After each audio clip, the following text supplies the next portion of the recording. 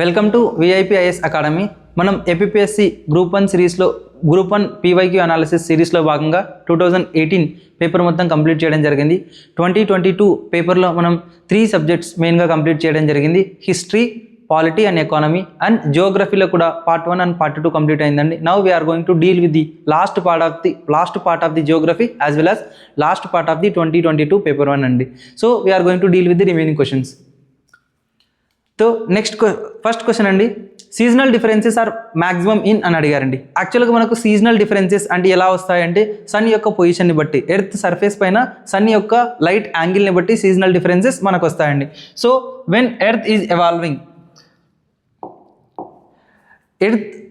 Earth ఎప్పుడైతే మనకు revolution అవుతుందో సన్ చుట్టూ, సన్ అనుకోండి, it is the sun, if you take it has a position of sun, when earth is revolving around the sun చుట్టూ earth revolve అయ్యేటప్పుడు మనకు seasonal differences జనరల్గా వస్తాయండి. సో ఎందుకంటే ఎర్త్ యొక్క టిల్ట్ ఒక సైడ్కి ఉందండి, ఎర్త్ ఈ వైపు టిల్ట్ అయింది కాబట్టి 23.5 degrees. అదేవిధంగా ఇక్కడికి వచ్చినప్పుడు కూడా ఈ విధంగా సన్లైట్ యొక్క రేస్ స్లాంటింగ్గా ఒక చోట, at the same time 90 degrees ఒక చోట కంటిన్యూగా చేంజ్ అవుతూ ఉంటాయండి through out the year. So ఇక్కడ ఈ కంటెక్స్ట్లో క్వశ్చన్ ఏమి అడిగారంటే ఎర్త్ సర్ఫేస్ పైన ఏ రేంజ్లో, ఏ ఏరియాలో మనకు ఏ లాటిట్యూడ్స్లో ఎక్కువగా సీజనల్ డిఫరెన్సెస్ ఉంటాయి అని అడిగారండి. సో మనం ఇది రఫ్గా కాకుండా మనం ఎర్త్ సర్ఫేస్ పైన చూసుకుంటే మనకు maximum earth surface,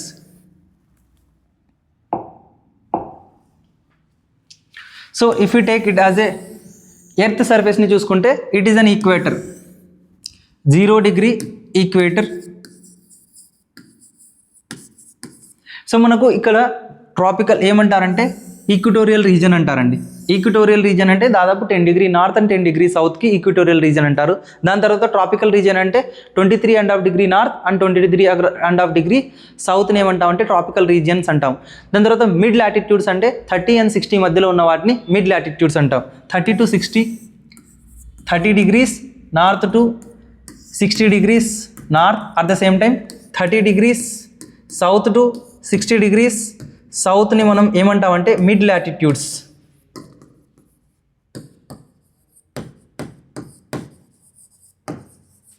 mid latitudes ఇక్కడ మనకు మిడ్ లాటిట్యూడ్స్లో ఏం జరుగుతుంది అంటే seasonal variation is the maximum ఉంటుంది. ఎందుకు అంటే ఇక్కడ మీరు అబ్జర్వ్ చేయండి, అబ్జర్వ్ హియర్ క్లియర్లీ. ఇక్కడ ఈ రీజియన్లో మనకు ట్రాపికల్ రీజియన్లో దీన్ని లోవర్ లాటిట్యూడ్స్ అంటారండి, లోవర్ లాటిట్యూడ్స్ అంటారు. లోవర్ లాటిట్యూడ్ రీజియన్లో ఏం జరుగుతుంది అంటే మనకు ఏదైతే ట్రాపికల్ రీజియన్ ఉందో అక్కడ సన్లైట్ ఎవ్రీ డే ఏదో ఒక యాంగిల్లో సన్లైట్ వస్తుందండి. ఎవ్రీ డే సన్లైట్ మనకు డెఫినెట్లీ అవైలబుల్గా ఉంటుంది. సో ఎవ్రీ డే సన్లైట్ అవైలబుల్గా ఉంటుంది, ఏదో ఒక ప్రాంతంలో మనకు ఓవర్ హెడ్ సన్లైట్ వస్తుంది కాబట్టి ఇక్కడ మ్యాక్సిమం వేరియేషన్ ఉండడానికి వీల్లేదు. ఇక్కడ పోలార్ రీజియన్ చూసుకుంటే పోలార్ రీజియన్లో మనకు అయితే కోల్డ్ ఉంటుంది లేకపోతే సన్లైట్ ఉంటుంది. Either it is cold or whether it is Sunny continuously 6 months. ఇక్కడ ఏముంటుందంటే సీజనల్ వేరియేషన్ ఉంటే రెండే ఉన్నాయండి, whether it will be the cold or it will be the Sunny region. Night అన్న ఉంటుంది, డే అన్న ఉంటుంది. ఎక్కువ వేరియేషన్స్ ఎక్కడ ఉంటాయంటే ఈ mid latitudinal region. Mid latitudes ఎక్కడైతే 30 to 60 మధ్యలో ఉన్నాయో ఇక్కడ మనకు సన్లైట్ ఇక్కడ ఎక్కువ ట్రాపిక్ ఆఫ్ క్యాన్సర్ పైన ఈ ప్రాంతంలో ఉన్నప్పుడు ఇక్కడ మనకు కోల్డ్గా ఉంటుంది, ఇక్కడ at the same time tropic of Capricorn మీద ఉన్నప్పుడు ఇక్కడ మనకు హాట్గా ఉంటుంది. So hot plus cold plus moderate temperature కూడా ఉంటుంది. సో ఈ విధంగా సీజనల్ వేరియేషన్స్ అనేది మిడ్ లాటిట్యూడ్స్లో ఎక్కువగా ఉంటాయి. కాబట్టి ఇక్కడ క్వశ్చన్ ఏమి అడిగారంటే seasonal differences are maximum in అంటే సింపుల్గా ఎక్కువ అండి. ఇక్కడ సీజనల్ డిఫరెన్సెస్ ఎక్కువగా ఎక్కడ ఉంటాయని అడిగారు, it is in mid latitudes. Mid latitudes అంటే రఫ్గా 30 degrees north or south to 30 degrees 60 degrees north or south to 60 degrees north or south. ఈ లాటిట్యూడ్స్ని మనం ఏమంటాం అంటే మిడ్ లాటిట్యూడ్స్ అని పిలుస్తామండి. I hope you got the answer. Will go to next question.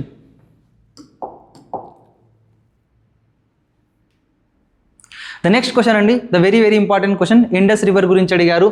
So what is the proper river order from the north to south అన్నారండి. Indus river system గురించి ఒకసారి చూద్దామండి. మనకు ఇండస్ రివర్ సిస్టమ్, భారతదేశంలో Indus river చూసుకుంటే Himalayan river అండి, సింధు నది Himalayan river. అందులో యొక్క 5 ట్రిబ్యూటరీస్ ఉంటాయి, అది 1 by 1 చూద్దామండి. మనకు ఫస్ట్ ఇండస్, జేలం, చీనాబ్, ఇవి రెండు ముందు ఒక చోట కలుస్తాయండి. దెన్ ఈ రెండిట్లో యాడ్ అయ్యేది ఏంటి అంటే రావి. అండ్ దెన్ మనకు Beas and Sutlej.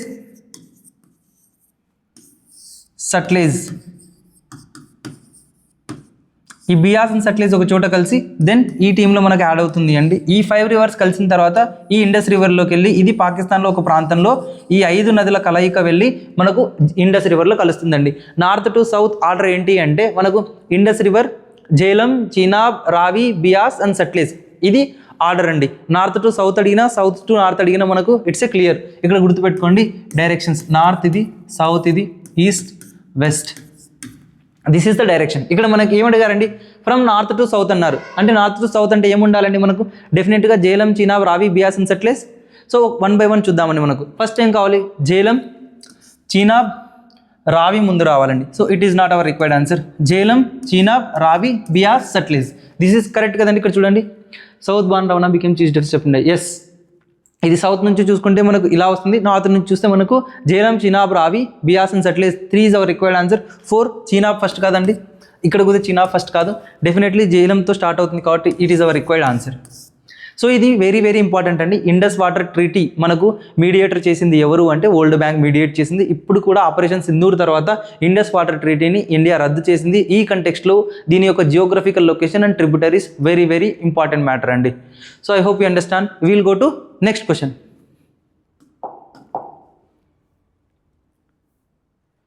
The next question అండి, ఇక్కడ ఏముందంటే Naupada coastal and marine biodiversity area. దీన్ని ఏమంటారంటే ఐ అంటే ఇక్కడ important coastal and marine biodiversity area.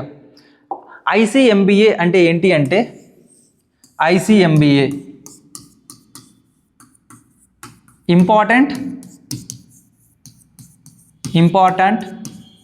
Coastal and marine biodiversity area.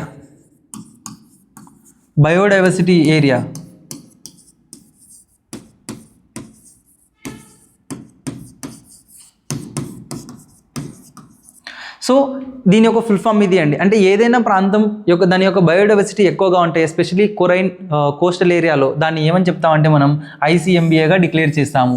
So ఇక్కడ నౌపద అనేది ఏంటి అంటే, నౌపద అనే ఒక ఇంపార్టెంట్ ICMBA ప్లేస్ ఎక్కడ ఉంది, ఏ డిస్టిక్లో ఉంది అంటే ఇట్ ఇస్ ఆన్సర్ ఈ శ్రీకాకుళం. శ్రీకాకుళం అనే డిస్టిక్లో ఉంది అండి. It is in the state of district of Srikakulam. Will go to next question అండి.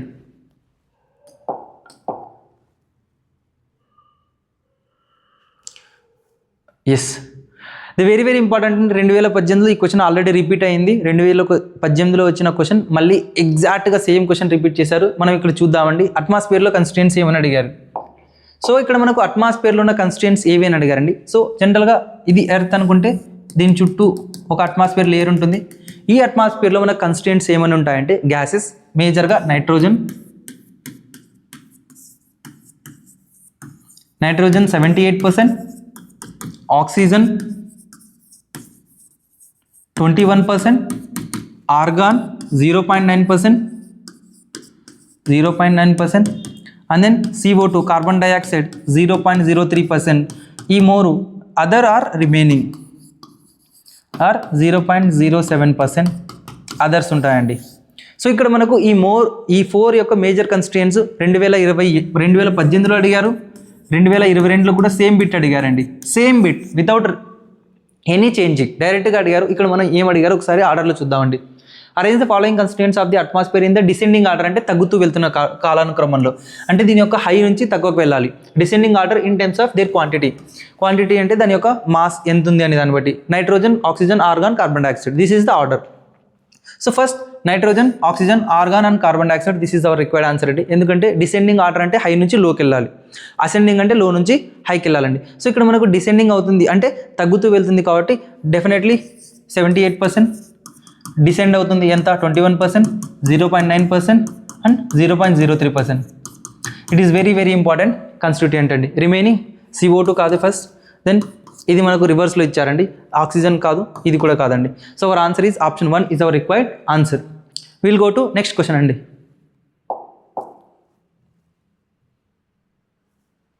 ఇక్కడ మనకు డెమోగ్రఫీ పైన క్వశ్చన్ అడిగారండి. ఫస్ట్ మనం క్వశ్చన్ చూద్దాం, then come back to topic వద్దామండి.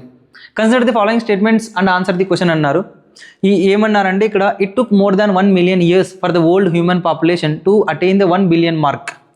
1 billion mark రావాలి అంటే దాదాపు 1 million years పట్టింది అంటున్నారండి. సో మనకు 1 billion ఎప్పుడు వచ్చిందంటే రఫ్లీ 1804 AD. రఫ్లీ 1804 ADకి మనకు 1 billion పాపులేషన్ రీచ్ అయిందండి. 1 billion తర్వాత మనకు అదేవిధంగా ఇప్పటి వరకు 8 billions వరకు పెరుగుతూ వచ్చారండి. Second, third, 3 billion, 4 billion, 5 billion, 5, 6, 7 billion, presently మనం 8 billion దగ్గర ఉన్నాం. సో క్వశ్చన్ ఏం అడిగారంటే ఇక్కడ మనకు the population to attain the 1 billion mark but it took only 12 years for it to rise from 5 billion to 6 billion అన్నారండి. సో 5 billion నుంచి 6 billionకి rise అవ్వడానికి ఈ 12 years మాత్రమే టైం పట్టింది. ఆ టైం పీరియడ్ ఎంత అన్నారండి? 12 years. 12 years మాత్రమే టైం పట్టింది. ఆ టైం పీరియడ్ ఎంత అని అడిగారండి. యాక్చువల్గా ఇక్కడ మనకు ఆ టైం పీరియడ్ ఏంటి అంటే 1987 టు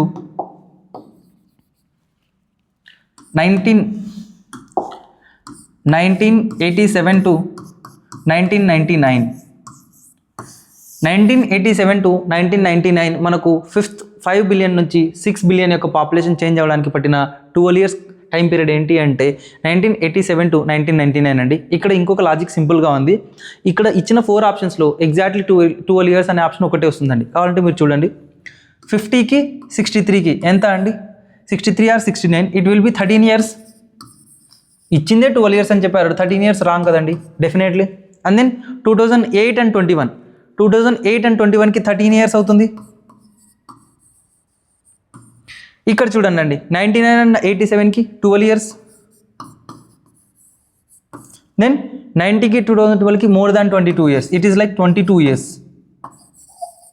సో ఇక్కడ నువ్వు ఏకైక ఆప్షన్ ఏంటి అంటే option 3 is our required answer అండి. So if you apply the small logic, అక్కడ ఉన్న ఆప్షన్స్లో కూడా మనం క్లియర్గా చూసుకుంటే ఇక్కడ డెఫినెట్లీ ఇండియాలో పాపులేషన్ ఎక్స్ప్లోజన్ ఏ పీరియడ్లో ఎక్కువగా జరిగింది అండి? 1980s and 90s మధ్యలో. ఆ టైం పీరియడ్లోనే తక్కువ టైం పట్టింది. అట్ ద సేమ్ టైం ఇక్కడున్న ఎగ్జాక్ట్లీ 12 years అనే లాజిక్ అప్లై చేసినా కూడా మనకు ఆన్సర్ వస్తుంది అండి. If you look up closely. I hope you understand అండి. Will go to next question.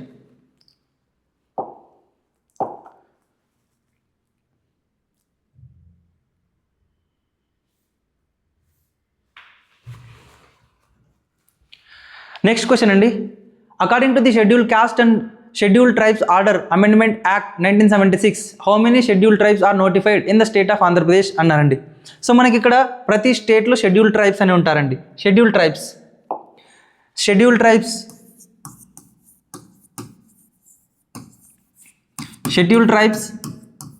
ఎవరు రికగ్నైజ్ చేశారంటే ఫర్ ద ఫస్ట్ టైం మనకు ప్రెసిడెంట్ ఆఫ్ ఇండియా రికగ్నైజ్ చేశారండి. For the first time president of India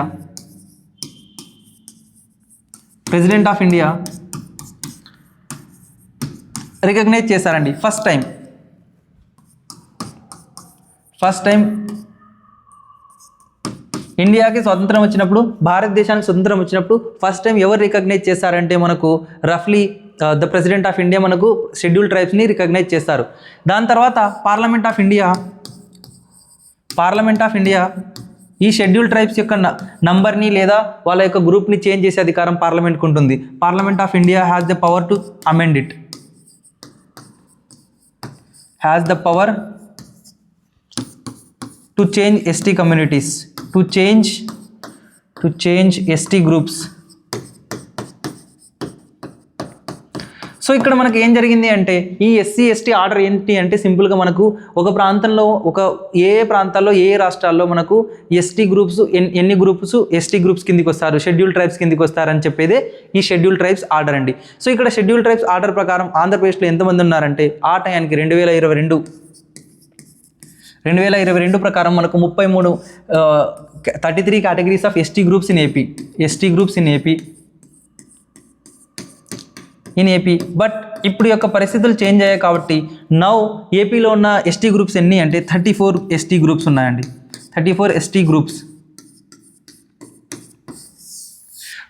ST groups ఆంధ్రప్రదేశ్లో ఉన్నాయండి. ఇది latest data అండి, 34 groups ఉన్నాయి అనేది. So there are 34 scheduled tribal communities in the state of Andhra Pradesh recognised by the parliament of India presently 34 ఉన్నారండి. ఈ exam జరిగే సమయానికి ఎగ్జామ్లో మనకి ఇచ్చిన ఆన్సర్ ఏంటి అంటే 33. బట్ ప్రజెంట్లీ ఉన్న ఎంతమంది ఎస్టీ గ్రూప్స్ ఉన్నారంటే 34 గ్రూప్స్ ఉన్నారండి. అట్ ద సేమ్ టైం మన దగ్గర ఎంతమంది పీవీటీజీ గ్రూప్స్ ఉన్నారు అంటే ఆంధ్రప్రదేశ్లో పీవీటీజీ 12 గ్రూప్స్ ఉన్నారండి. 12 గ్రూప్స్ పీవీటీజీ గ్రూప్స్ ఉన్నారు ఆంధ్రప్రదేశ్లో. 12 పీవీటీజీ గ్రూప్స్, 34 ఎస్టీ గ్రూప్స్. ఇది మనకు ఎగ్జామ్ పాయింట్ ఆఫ్ వ్యూలో చాలా చాలా హెల్ప్ అవుతుందండి. పీవీటీజీ అంటే పర్టికులర్లీ వల్నరబుల్ ట్రైబల్ గ్రూప్స్. అంటారండి. ఎగ్జాంపుల్ తీసుకుంటే చెంచు గ్రూప్స్. ఎవరైతే ఈ ఎస్టీ గ్రూప్లోనే ఎక్కువగా డేంజర్లో ఉన్నారో, వాళ్ళ యొక్క సర్వైవల్ చాలా డిఫికల్టీగా ఉందో, ఎక్కువ బ్యాక్వర్డ్నెస్ ఉన్నారో వాళ్ళ కోసం స్పెషల్ కేర్ కోసం తయారు చేసిన గ్రూప్స్ని ఏమంటారంటే పర్టికులర్లీ వల్నరబుల్ ట్రైబల్ గ్రూప్స్ అంటారు. వాళ్ళు ఆంధ్రప్రదేశ్లో 12 గ్రూప్స్ ఉన్నారు. ఎస్టీ గ్రూప్స్ ఎంత ఉన్నారంటే 34 groups are tribal groups in the state of Andhra Pradesh. అలాగే ఇండియాలో ఎంతమంది ఉన్నారు అంటే నేను నెక్స్ట్ స్లైడ్లో చెప్తానండి. మనం రఫ్గా తీసుకుంటే భారతదేశంలో ఎస్టీ గ్రూప్స్ మనకు 2024 లెక్కల ప్రకారం ఇండియాలో 705 ఎస్టీ గ్రూప్స్ ఉన్నాయండి. 705 ST groups are communities. PVTGs ఎన్ని ఉన్నాయంటే ఇండియాలో 75 పీవీటీజీస్ ఉన్నాయి.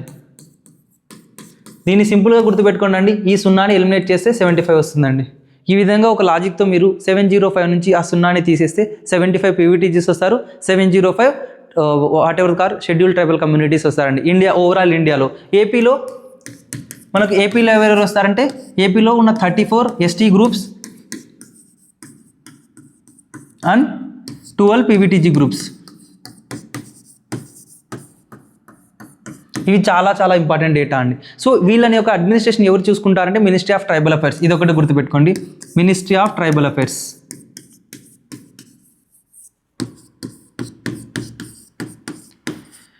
Tribal affairs. I hope you understand అండి. And we'll go to next question. ఈ పాయింట్స్ చాలా చాలా ఇంపార్టెంట్, నోట్ డౌన్ చేసుకోండి. It will help you in the examination. We'll go to next question అండి. The next question అండి, as per the census of India 2011, which of the following groups of states and union territories does not have the scheduled caste population అన్నారండి. So scheduled caste and scheduled tribes are different అండి. Scheduled caste population SC అంటారండి. Scheduled caste సింపుల్గా మనం SC అని పిలుస్తామండి. Scheduled caste అంటే ఒక group of క్యాస్ట్ని జనరల్గా దళిత్స్ అని, హరిజన్స్ అని, లోవర్ క్యాస్ట్ అని, డిప్రెస్డ్ క్లాస్ అని వేరే వేరే పదాలతో పిలుస్తారు. లీగల్గా మనం ఏమని పిలుస్తామంటే as per constitution of India వాళ్ళను షెడ్యూల్డ్ క్యాస్ట్ ఆఫ్ ఇండియా అని పిలుస్తామండి. ఈ షెడ్యూల్ క్యాస్ట్ గ్రూప్స్ అని పిలుస్తారు. ఈ షెడ్యూల్ క్యాస్ట్ ఎవరైతే ఉన్నారో ఈ షెడ్యూల్ క్యాస్ట్ లేని రాష్ట్రం ఏది? యాజ్ పర్ 2011 జనాభా లెక్కల ప్రకారం, 2011 సెన్సస్ ప్రకారం జనాభా లెక్కల ప్రకారం ఎస్సీ లేని రాష్ట్రం ఏది అన్నారండి. సో మేజర్గా మనకు ఎస్సీ లేని రాష్ట్రాలు చెప్పుకోవాలంటే యాక్చువల్గా మనకు నాగాల్యాండ్ అనేది ద ఫోర్ ఫ్రంట్లో ఉంటుందండి. నాగాల్యాండ్. సో ఇక్కడ మనకు నార్త్ ఈస్ట్ ఏరియాలో ఇక్కడ ఒక స్టేట్ ఉంటుంది నాగాల్యాండ్. నాగాల్యాండ్లో దాదాపుగా ఎస్సీ అనే వాళ్ళు 0% ఉంటారండి. మెయిన్ ల్యాండ్ స్టేట్లో అన్ని స్టేట్లో కూడా ఎస్సీ ఉన్నారు. బట్ కొన్ని ట్రైబల్ ఎస్సీ ఈ ఏదైతే ఈశాన్య రాష్ట్రాలు ఉన్నాయో at the same time Andaman and Nicobar ఐలాండ్స్లో కూడా ఎస్సీ గ్రూప్కి చెందిన వాళ్ళు ఎవరు లేరండి. ఎందుకంటే అక్కడ క్యాస్ట్ సిస్టమే లేదు. అక్కడ ఉన్న వాళ్ళంతా షెడ్యూల్డ్ ట్రైబ్స్కి చెందిన వాళ్ళు, 100% షెడ్యూల్డ్ ట్రైబ్స్. అండ్ లక్షద్వీప్లో కూడా దాదాపు 97 to 98% షెడ్యూల్డ్ ట్రైబ్స్ ఉన్నారండి. సో యాక్చువల్గా ఈ రెండు ప్రాంతాల్లో మాత్రమే 100% మనకు షెడ్యూల్డ్ ట్రైబ్స్ కనిపిస్తారు. ఎస్సీ క్యాస్ట్ వాళ్ళు కనిపించరు. కానీ ఇచ్చిన క్వశ్చన్ రాంగ్గా ఉందని ఏపీఎస్సీ ఈ క్వశ్చన్ని డిలీట్ చేసిందండి. So APSC deleted this question.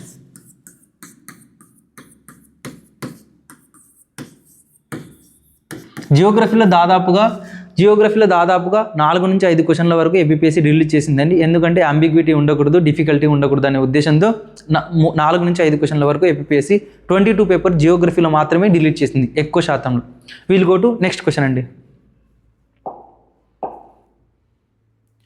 ఇక్కడ మనకు 2011 జనాభా లెక్కల ప్రకారం సెక్స్ రేషియో అడుగుతున్నారండి. సెక్స్ రేషియో ఎక్కడ ఎక్కువగా ఉంది అనే విధంగా అడుగుతున్నారండి. జనరల్గా మనకు సెక్స్ రేషియో అంటే ఏంటి అంటే sex ratio number of females per 1000 male population, ప్రతి 1000 మంది మగవాళ్ళకు ఎంతమంది ఆడవాళ్ళు ఉన్నారు ఒక ఇండియన్లో, ఎస్పెషలీ ఓవరాల్ ఇండియాలో. అట్ ద సేమ్ టైం ఒక్కొక్క స్టేట్లో ఏ విధంగా సెక్స్ రేషియో ఉందని అడుగుతున్నారండి. జనరల్గా నేషనల్ యావరేజ్ ఎంత అంటే, national average India national average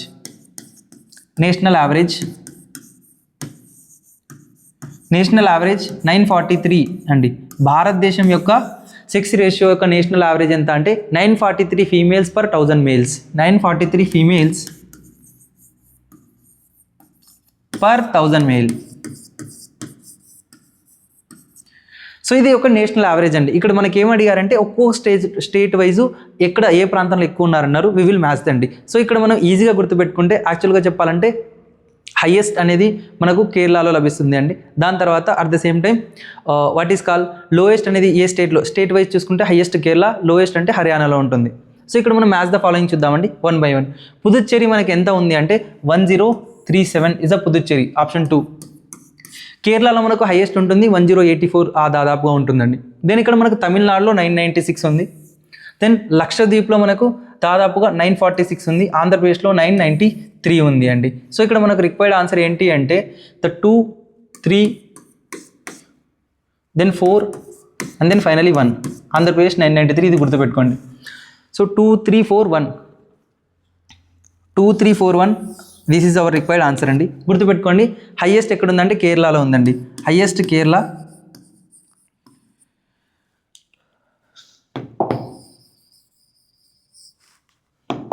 highest Kerala,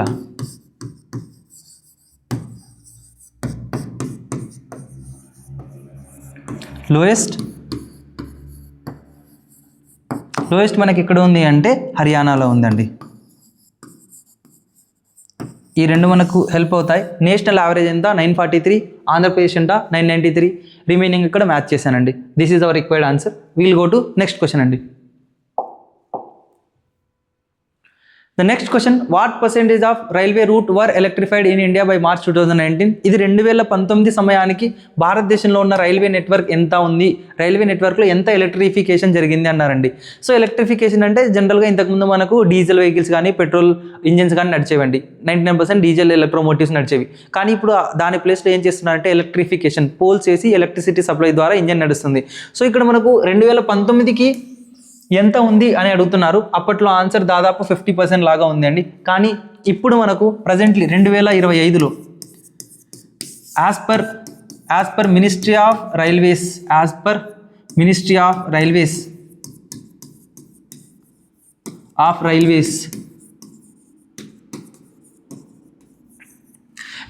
railways మన ఇండియాలో ఎస్పెషలీ బ్రాడ్ గేజ్ 95% ఉందండి. 95% బ్రాడ్ గేజ్ ఉంది. బ్రాడ్ గేజ్ మీకు దీని ఎందుకు చెప్తున్నా అంటే మీకు ఎలక్ట్రిఫికేషన్కి దీనికి లింక్ ఉందండి. Remaining 5% metre gauge plus narrow gauge.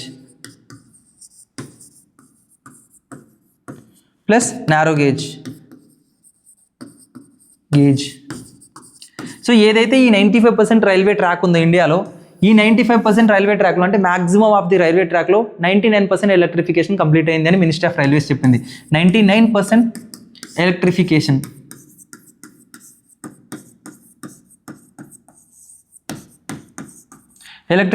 Complete అయిందండి. 99% ఎలక్ట్రిఫికేషన్ అనేది పోల్స్ వేయడం, ఎలక్ట్రిసిటీ సప్లై చేయడం నడుస్తుంది అండి. దో దేర్ ఆర్ ట్రైన్స్ ఉన్నా కానీ ఈ ఎలక్ట్రిఫికేషన్ అంటే ఆ రైల్వే ట్రాక్ల పైన ఎలక్ట్రిసిటీ కనెక్షన్ వేయడం 99% కంప్లీట్ అయింది అని ఎవరు చెప్పారండి? As per the ministry of railways. ఎప్పుడు వివరంగా 2025 ఇయర్ ఎండ్ రిపోర్ట్లో లేదా 2025 ఇయర్ ఎండ్కి వాళ్ళు ఇచ్చిన సమ్ రిపోర్ట్స్లో ఏం చెప్పారంటే దాదాపు బ్రాడ్ గేజ్లో 99% కంప్లీట్ అయింది అన్నారు. బ్రాడ్ గేజ్ ఎంత ఉంది? ఓవరాల్ రైల్వే నెట్వర్క్ 100% అనుకుంటే అందులో 95% రైల్వే నెట్వర్క్ మనకు బ్రాడ్ గేజే ఉంది. బ్రాడ్ గేజ్ అంటే గుర్తుపెట్టుకోండి, ఆ యొక్క రెండు పట్టాల మధ్య దూరం ఎంత ఉంటుందంటే 1.6 మీటర్స్. దీన్ని బ్రాడ్ గేజ్ అంటారు. మీటర్ గేజ్ అంటే ఏంటి అంటే ఈ రెండు పట్టాల మధ్య దూరం 1 మీటర్ ఉంటుంది, 1 మీటర్. నారో గేజ్ ఏంటి అంటే ఈ రెండు పట్టాల మధ్య దూరం 0.6 మీటర్ ఉంటుంది. సో మనకు ఇండియాలో ఉన్న రైల్వే ప్రపంచంలోనే the longest railway network definitely ఇండియాలోనే ఉంది. అలాంటి ఇండియాలో ఎక్కువ ఏ రైల్వే ఉంది అంటే ఎటువంటి ట్రాక్స్ ఉన్నాయంటే broad gauge 95%, remaining meter gauge and narrow gauge. దాని యొక్క డిస్టెన్స్ ఎంత ఉంటుంది అంటే గుర్తుపెట్టుకోండి, 1.6 meters broad gauge, 1 meters meter gauge, 0.6 meter narrow gauge. ఇందులో మనకు 95% ఉన్న ఈ బ్రాడ్ గేజ్లో 99% ఎలక్ట్రిసిటీ సప్లై, ఎలక్ట్రిసిటీ కనెక్షన్ అయిపోయిందండి. సో ఈ క్వశ్చన్ ఉన్న ఆప్షన్స్ అవుట్డేటెడ్ కాబట్టి ఇప్పుడున్న 2025కి ఆప్షన్ మనం ఏం పెట్టుకోవాలంటే ఇక్కడ 99% already completed, approximately near completion of electrification అనే క్వశ్చన్ మనకు ఎక్స్పెక్ట్ చేయొచ్చండి. We'll go to next question and I think is the last question అండి. ద లాస్ట్ క్వశ్చన్ అండి, ఇది మనకు మ్యాచ్ ద ఫాలోయింగ్ అడిగారు. సో చూద్దాం ఏమి ఇచ్చారు అనేది. Match the following coal based thermal power stations and their state అన్నారండి. సో ఇక్కడ మనకు coal based thermal power station ఏమున్నాయో ఒకసారి రఫ్గా చూసి మ్యాచ్ చేసుకుందామండి. మనకు కుడ్గి అనేది కర్ణాటకలో ఉంది అండి. Kudgi present in Karnataka. Kudgi is in Karnataka. And then Kahalgaon we don't know, but ఇక్కడ సిపత్ అనేది ఛత్తీస్గఢ్లో ఉంది అండి. Sipat is in Chhattisgarh. ఈ రెండు ఆప్షన్లో పట్టుకొని మనం we will try to solve the question అండి. విల్ ట్రై ఏదైనా ఆప్షన్ ఎలిమినేట్ అవుతుందో లేదో ఒకసారి చూద్దామండి. ఇక్కడ మనకు 1కి 2 డెఫినెట్గా ఉండాలి, అంటే ఈ ఆప్షన్ వెళ్ళిపోయింది. ఏకి 2 లేదు, రిమైనింగ్ 2 ఆప్షన్స్ ఉన్నాయి.